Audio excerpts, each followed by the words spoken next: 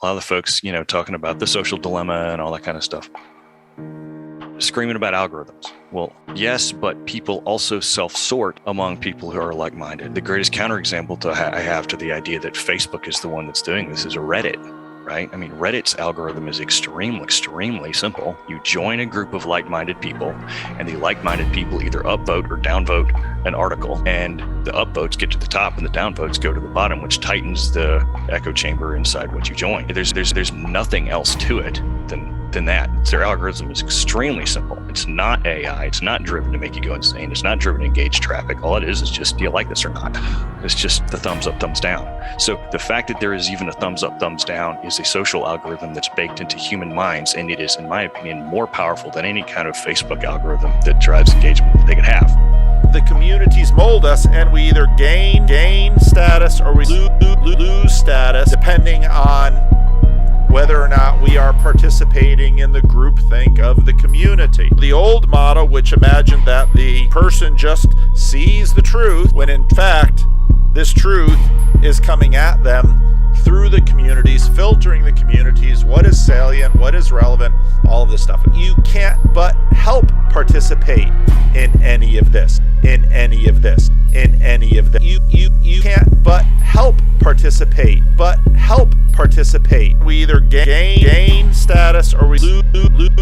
When you're interacting with your Facebook feed, you have a series of things. You scroll past. You have the option to either like or share them. Same kind of thing for Instagram and all the other social media stuff. You have a feed of information. You decide whether or not to share this information. Decide whether or not to upvote this information. That's what a neuron does in a brain. You can't but help participate in any of this.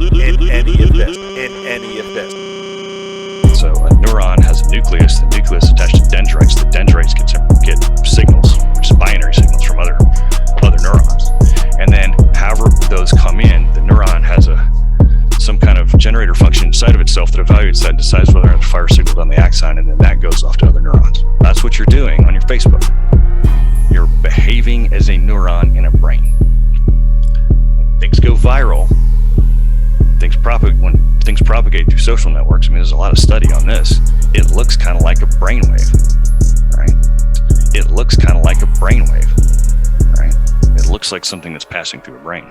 We're a massive processing machine that we are working out and working through content, material, ideas, all of this stuff. We're just one level up. And he's saying the neurons, we like talking about fractals, the neurons, they're all doing this. Now we're all doing this. Now, node in the network, this, conceiving of humanity as a giant thinking machine, but it's not just thinking in terms of upper register mind theoretical stuff.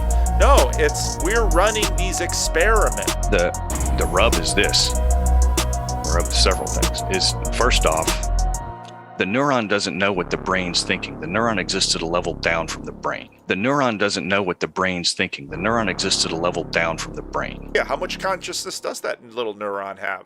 So if you and I and everybody else were participating as neurons in a brain, we could not even comprehend the thought that the brain is having, because that thought is one level up. It's like a Kurzweil singularity thing. It's like the next level intelligence. How would you even know that there's a next level intelligence? You couldn't talk to it, right? So postulate for a moment that if you could web enough people together in a like and share network, that they would exceed a certain level to where their network itself was effectively a thinking superorganism, and that there's no way you could know that. Postulate that if you had some people in one social network, some other people in another social network, those two social networks might have these kind of internet entities that are thinking different things and are competing with each other for the overall available brain space in the human population to survive. So there's some talk in very dark intellectual circles that I traffic in where they're calling these things egregores, because that's what an egregore is. Like the definition of an egregore was a kind of demon that manifests out of a shared belief system. Oh, look, we're doing theology. You're down here. Where are you standing? You do not have the position to see this entire thing. You've got the prince of Persia standing in the way of the angel, have to go through their principality. They have a patterned way of thinking. They have a patterned way of life. They have a patterned way of behavior that is dominated by their principality. And the only way that that is going to change is if a stronger principality comes and unseats it. Red pill, bread pill, conversion, transformation. A stronger power has to take hold of it and exercise it. Now, in a materialist framework, we imagine that this is emergence from below, because matter is foundational and spirit is imagined to be derivative. Here, this egregore is what these people are creating. Now, the reason that he's saying it this way is because he is deep, again, within a modernist culture. When we read history, don't we recognize things? Some spirits come around again. And Jordan Peterson, they are worried that the spirit, let's say the spirit of communism,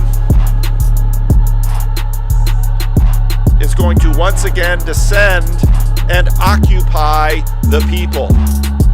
What if the spirits are vying for us? Yeah, the spirits are vying for us. They want us for food. But the Father above wants us for sons who can participate. This isn't new to us. We don't talk like this most of the time, but isn't this exactly what we're talking about? Well, the Christian perspective is that spirit comes first and matter is its servant. But that's, of course, a Christian assertion.